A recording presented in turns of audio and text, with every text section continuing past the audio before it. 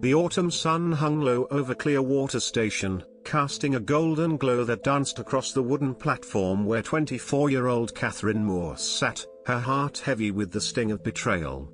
Leaves, painted in hues of amber and crimson, swirled around her, carried by a crisp breeze that whispered through the frontier town. Yet, Catherine barely noticed the beauty. Her eyes were fixed on the letter in her trembling hands, its words sharp enough to cut through the dreams she'd carried across 1,000 miles from Boston. She'd come to marry Samuel Harrison, a prosperous rancher whose months of heartfelt letters had promised her a home, a future, a life. But the letter, delivered by the station master upon her arrival, was a cold confession. Samuel had married another woman just a week before. "I regret any inconvenience this may cause," he'd written in his careful script, enclosing funds for her return east. Inconvenience. The word felt like a slap, reducing her journey, her hopes, to a mere footnote in his life. Catherine folded the letter, her fingers unsteady as rejection settled over her like a heavy fog. She'd left Boston with nothing but a worn carpet bag and a heart full of hope. Now, she faced an impossible choice: return to a city where no family or prospects awaited, or remain in this unfamiliar town, a stranger with no means to survive. The platform, weathered by years of travelers passing through, felt like the edge of her world. As twilight deepened, painting the sky in shades of violet and gold, she wondered what would become of her. The weight of uncertainty pressed against her chest, making each breath a conscious effort. A soft voice broke through her thoughts. "Hello. Are you sad?" Catherine looked up to find a small girl, no more than 5, standing at the platform's edge. Her blue eyes sparkled with curiosity, bright against the fading light. She wore a simple blue dress, a dark pinafore, and scuffed black boots, clutching a teddy bear that had clearly weathered countless adventures. The sight of her stirred something in Catherine, a flicker of warmth in the cold ache of her heart. "I suppose I am, dear," Catherine said, managing a faint smile. "I'm Catherine. What's your name?" "I'm Lucy," the girl replied, climbing onto the bench with the ease of an old friend. "I live here with Papa. Are you waiting for someone?" Her voice was soft but fearless, the kind of unfiltered curiosity only a child could wield. Catherine hesitated, unsure how to distill her heartbreak into words a child could understand. "I was supposed to meet someone," she said carefully, "but he changed his mind." Lucy's brow furrowed, her small face serious. "That's not nice. Papa says promises should be kept." Her words, so simple yet so resolute, pierced Catherine's defenses, drawing a genuine smile, the first since she'd opened Samuel's letter. "Your papa sounds like a wise man," Catherine said, touched by the child's clarity. Lucy studied her with an intensity that belied her age, as if trying to solve a puzzle. "Do you have somewhere to live?" The question hit like a stone, bringing a sudden sting of tears. "Not yet, Lucy," Catherine admitted, her voice barely above a whisper. "I'm still figuring that out, Lucy." A warm, steady voice called from the street. A tall man in his early 30s approached, his brown coat dusted from a day's work, his hat in hand revealing kind eyes and a face weathered by honest labor. "I'm sorry if she's troubling you, miss," he said, his tone polite but warm. "Lucy has a habit of chatting with anyone who'll listen." "She's been wonderful," Catherine assured him, her voice steadier now. "I'm Catherine Moore." "Thomas Bennett," he replied, extending a calloused hand. "I run the general store here in Clearwater. This little wanderer is my daughter, Lucy." Lucy tugged at her father's sleeve, her voice urgent. "Papa, Miss Catherine's sad. Someone broke a promise, and she has nowhere to live."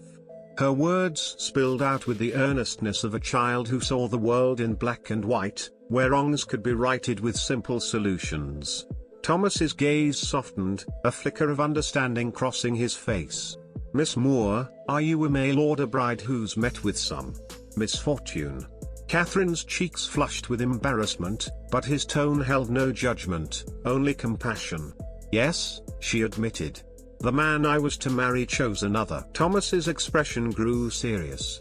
"I'm sorry." That's a hard spot, especially with winter coming. His voice was steady, grounding, like the man himself. Lucy, undeterred, piped up again. Miss Catherine, do you like children? Her eyes were wide, brimming with hope. Very much, Catherine replied, her heart lifting at the question. I was a school teacher in Boston before I came west. Lucy's face lit up like a sunrise. Papa, she's a teacher. She likes children and needs a home.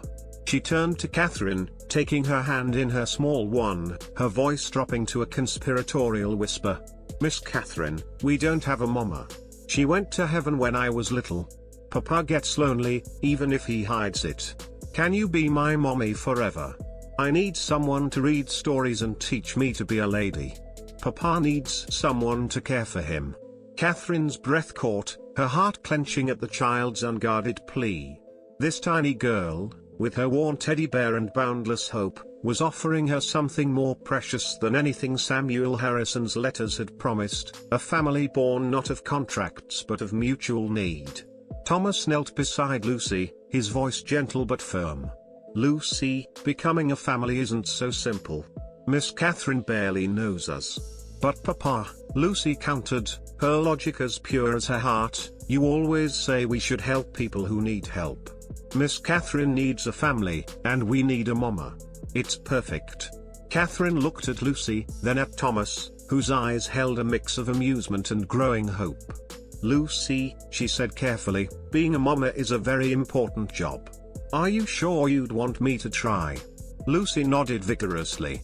I could teach you all the things mamas need to know, like how I like my eggs cooked and which stories help me fall asleep. Papa could teach you about the store and living in a frontier town. Her enthusiasm was infectious, a spark in the gathering dusk. Thomas stood, his eyes meeting Catherine's with a quiet intensity. Miss Moore, I know this is unconventional, but Lucy's right about mutual need. I've been struggling to raise her alone while running the store. Winter's no time to be without shelter or support. If you're willing to stay in Clearwater, we could see if we might build something meaningful together. Catherine felt tears prick her eyes, not of sorrow but of possibility. This unexpected encounter, sparked by a child's innocent question, offered more than Samuel's broken promises ever could. Mr. Bennett, are you suggesting? I'm suggesting we help each other, Thomas said, his voice steady but warm. You need a home, a family. Lucy and I need someone to bring warmth and wisdom to our lives. Let's start there and see where it leads. Lucy clapped her hands, her joy uncontainable. Does that mean Miss Catherine can be my mama? Catherine looked at the child who'd seen past her circumstances to her heart, then at the man offering not just shelter but the chance for something real. Lucy, she said, her voice thick with emotion, I'd be honored to try to be the best mama I can be. 6 months later, spring bloomed across the prairie, wildflowers painting the fields in vibrant bursts of color. In the little church at the heart of Clearwater, Catherine and Thomas exchanged vows, Lucy standing between them as both flower girl and maid of honor, her smile brighter than the morning sun. The pastor spoke of divine redirection, how broken paths could lead to destinations more beautiful than any plan.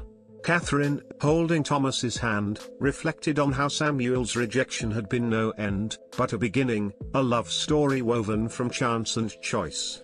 Years later, Catherine would share her story on her YouTube channel, MidnightTales, where she recounted tales of love and resilience to a growing audience. She'd smile as she told of that autumn day when a little girl's question changed everything.